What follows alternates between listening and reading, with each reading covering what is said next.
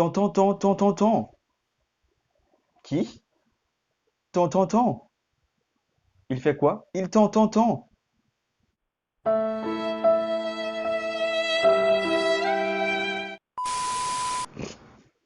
Pourquoi, oh Dieu? Pourquoi? Pourquoi la vie est-elle comme ça? Je suis pas là pour vous répondre à cette question. Je suis là pour vous expliquer cette phrase que tout le monde a vue, mais que personne n'a comprise. Si vous êtes prêts, c'est parti.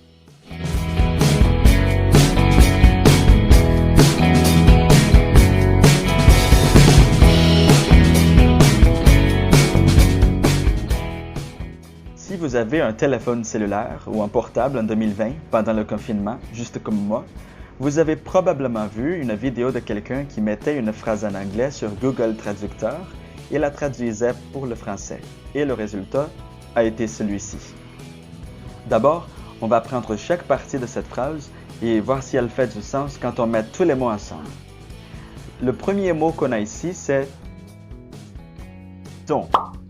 Ton, c'est juste pour exprimer la possession. Alors, mon prénom, c'est Mathieu. Et ton prénom, c'est... je sais pas. Alors, mon tonton, ton tonton. Alors, ça commence comme ça. Ton. Le deuxième mot de la phrase, c'est tonton. Alors, tonton veut dire la même chose que oncle. Mon oncle, c'est le frère de mon père ou de ma mère. C'est mon oncle. Alors, mon tonton, mon oncle. Notamment, ma tante ou la sœur de mon père ou de ma mère peut être aussi appelée ma tata. Tata. Voilà. Alors, mon tonton, ma tata. C'est le féminin de tonton. Le troisième mot de la phrase, c'est ton. Quelle surprise. Ton. Et ça vient du verbe tondre. Et on utilise ce verbe-là pour parler de ce qu'on fait au chien ou à la pelouse ou au mouton. Par exemple, il tond son chien chaque semaine. Il tond la pelouse chaque mois. Il tond ses moutons pour obtenir de la laine. Voilà. Ton.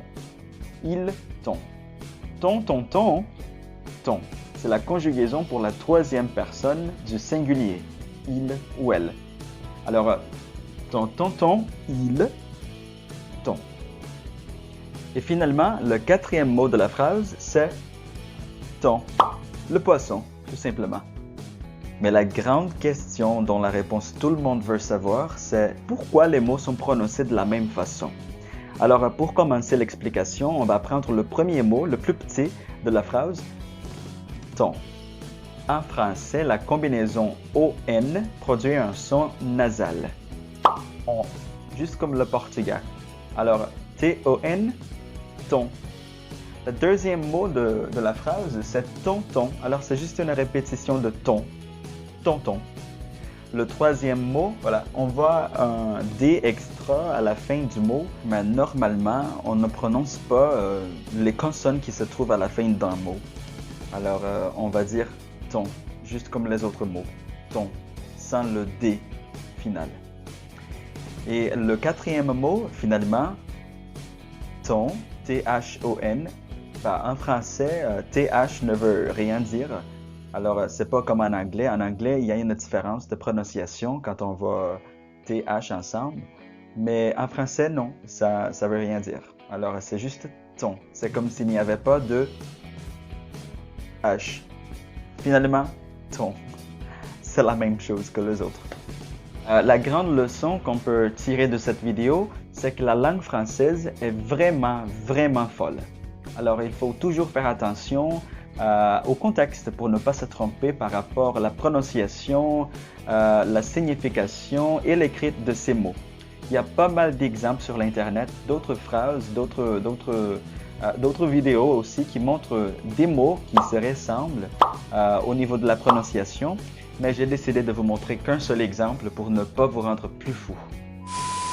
É claro que eu vou agradecer vocês em português por terem assistido meu videozinho, não vou perder essa oportunidade. Muito obrigado, gente, é o primeiro vídeo em francês que eu fiz. E não se esqueçam de deixar o like nos comentários. O like e comentários. e também de se inscrever no canal.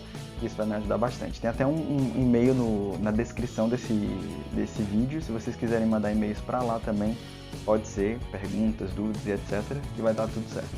D'accord? Merci encore une fois et on se voit dans la prochaine vidéo. Allez.